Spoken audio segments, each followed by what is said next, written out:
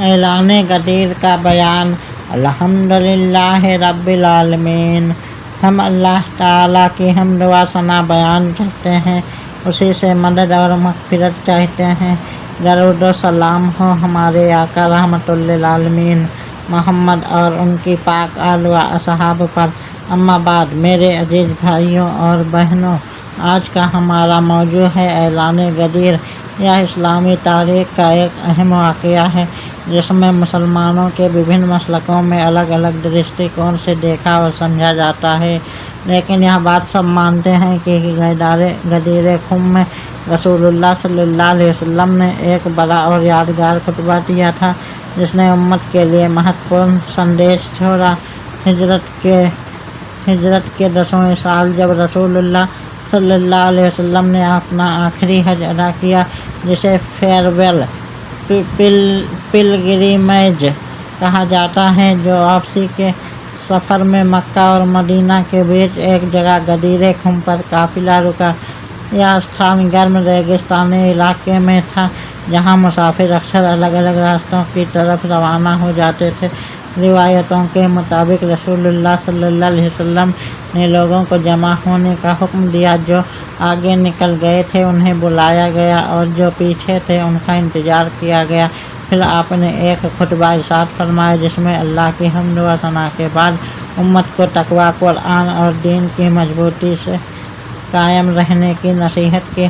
خطبے کے دوران آپ لوگوں سے پوچھا، کیا میں مومنوں پر ان کی اپنی جانوں سے بھی زیادہ حق نہیں رکھتا؟ صحابہ نے عرض کیا، کیوں نہیں یا رسول اللہ؟ اس کے بعد آپ نے علی ابن ابی طالب علیہ السلام کا ہاتھ بلند کیا اور فرمایا، جس کا میں مولا ہوں علی بھی اس کے مولا ہیں۔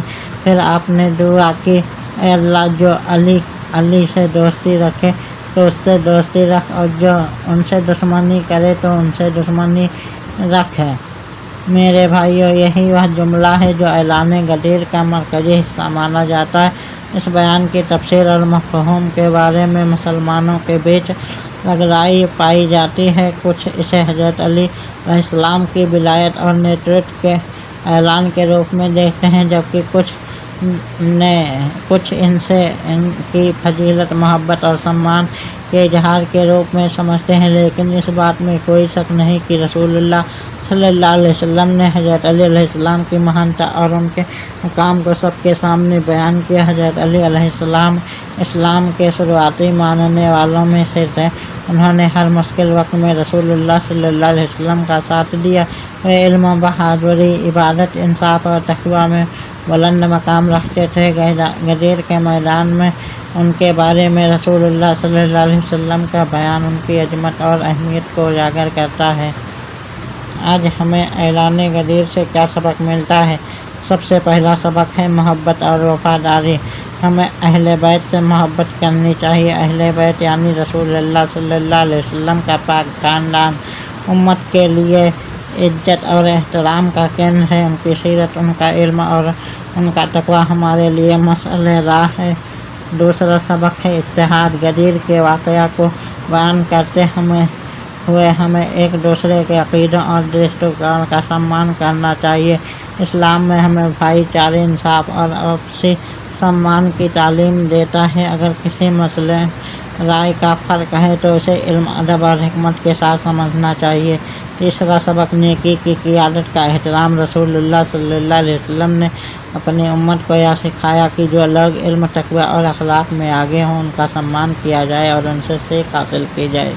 چوتھا سبق ہے قرآن اور سنت سے جڑاؤ۔ غدیر کے خطبے میں بھی امت کو اللہ کے دین سے مضبوطی سے جڑے رہنے کی نصیحت کی گئی۔ جب تک مسلمان قرآن اور رسول صلی اللہ علیہ وسلم کی تعلیمات کو تھامے رہیں گے، وہ گمراہی سے محفوظ رہیں گے۔ میرے عزیز حاضرین، ہمیں بھی یاد رکھنا چاہیے کہ اسلامی تاریخ کے بڑے واقعات کو سمجھتے سمے علم، تحقیق اور ادب کا دامن نہیں چھوڑنا چاہیے۔ غدیر کا واقعہ اسلامی وراثت کا حصہ ہے اور کروڑوں مسلمان اسے بڑے احترام سے یاد کرتے ہیں۔ آج کے دور میں ہماری سب سے بڑی ذمہ داری یہ ہے کہ ہم رسول اللہ صلی اللہ علیہ وسلم کی تعلیمات اہل بیت کی محبت، صحابہ کے لیے احترام اور امت کی ایکتا کو مضبوط کریں، نفرت، تعصب اور فرقہ واریت سے بچیں اور ان اصولوں کو اپنائیں جو اسلام کو رحمت، انصاف اور بھائی چارے کا دین بناتے ہیں۔